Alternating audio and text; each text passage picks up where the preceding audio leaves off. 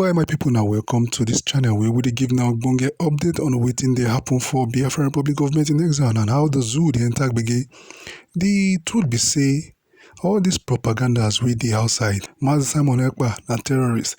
I wan make na hear from this veteran Nigerian journalist destroy the zoo with these words. Good afternoon to every Nigerian out there. I'm Dr. Kemi Lawrence. It's Sunday, the 24th of November, 2024. Let's talk about the post I made yesterday about an impending genocide slowly going on in southeast Nigeria and the arrest of Simon Ekpa. I sat down early this morning to read comments and feedback of Nigerians on my posts and my videos. And I was shocked to see that Nigerians were still abusing me, calling me a drug user, and some even calling me a mad woman. I understand Davido called me a drug user and a mad woman in his 2018 tweets, disrespecting me and never apologizing. This is why I'm still very upset about that incident, because it's stuck in the minds of many of you young Nigerians to be calling me that. I'm telling you things that are going on in Nigeria, credible information, and you're calling me say no to drugs in the comments. Somebody needs to go to a psychiatric hospital. Be careful. You might be the next victim in Nigeria. Be very careful. On Simon Ekpa. Simon Ekpa is nothing but a freedom fighter. He wants Biafrans free. What is going on with the Igbos in the southeast? The Igbos are everywhere. They're in the north, south, west, and east. But what is going on in the southeast is what I talked about.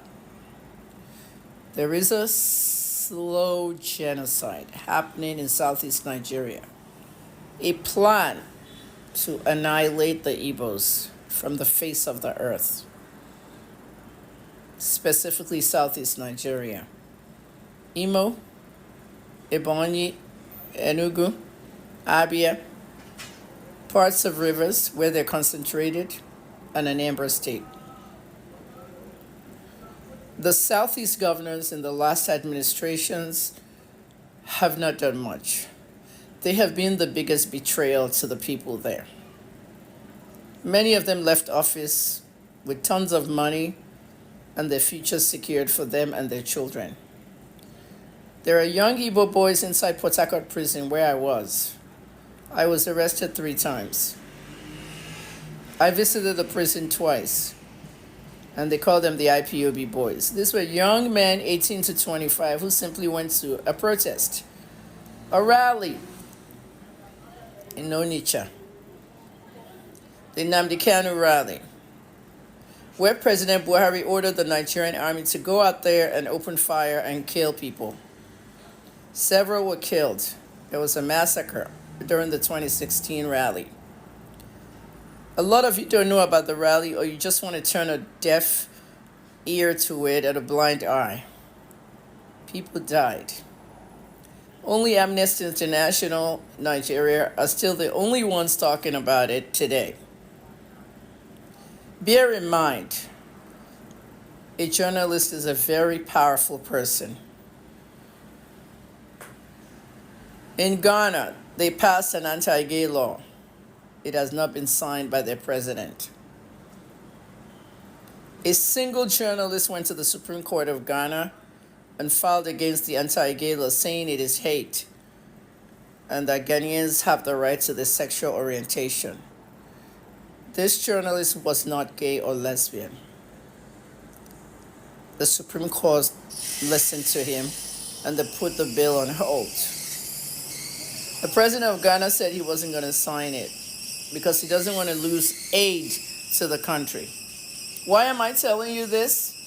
Because as I sit here as one single journalist, I can go to the ICC and file a complaint against the Nigerian government on what happened in 2016 at the IPOB rally. There was genocide, and it's documented. Those they couldn't kill were taken into Black Marias and shipped to Port Harcourt prison. I met many of them there and I interviewed several of them. I haven't written anything about my prison stay yet, but I've been telling stories. There's a lot you need to know. 18 to 25-year-old young Igbo men lost their livelihoods. They locked them in the prison, no school, no nothing. Several has even died in the prison.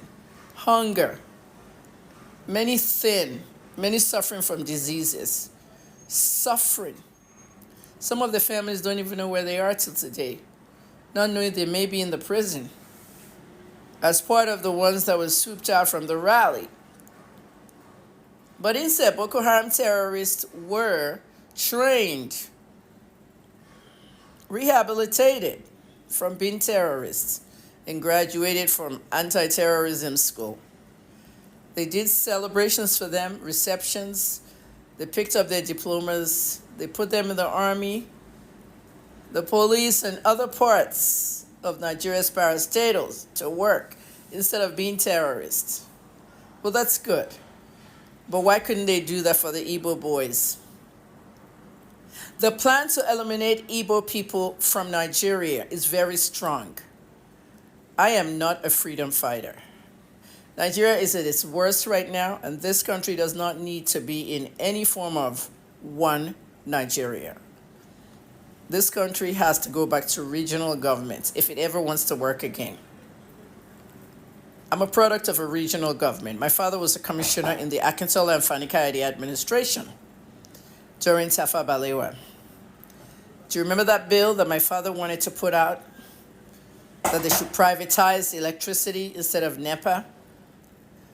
The government refused. The Balewa administration refused. 64 years later, we have privatizing of electricity, discos and gencos, and we still cannot power Nigeria. When my father became governor at 48 years old in 1983, he suggested to President Shagari that we should have a sanitation system. Once a month, nobody can travel out of their house until 10 a.m.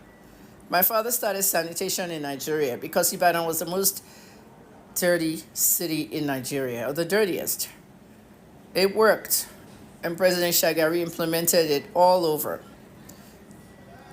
And that's why you have Loma in Lagos and others.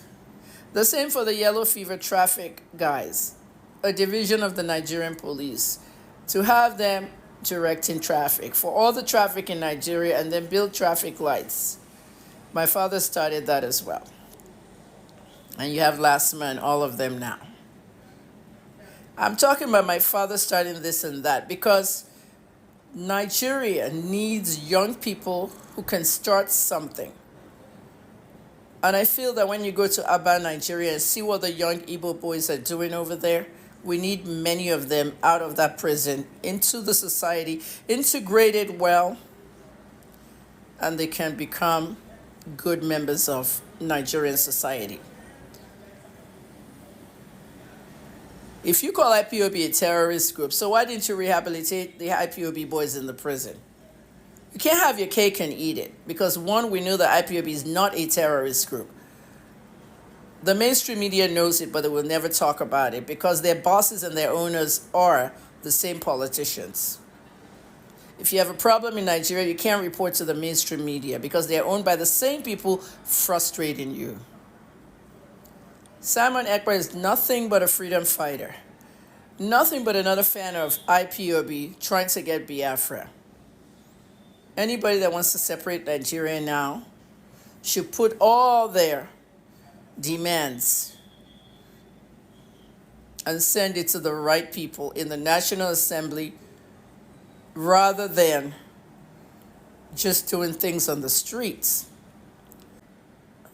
And I mean, for those in the Yoruba tribe, my tribe, still saying that sit at home is a bad thing. Sit at home is not a bad thing. The sit at home is a way to protest the continued incarceration of Nnamdi Kanu, violating his human rights and his constitutional rights, forcing him to go to a secret trial without a lawyer. So if they want to sit at home, let the Igbos sit at home. And if Simon wants to order sit at homes, let the sit at home happen. I'm for the sit at home. The sit-at-home is just another sign that the Igbo leaders, the governors, have no power in that area. Do you see a bank open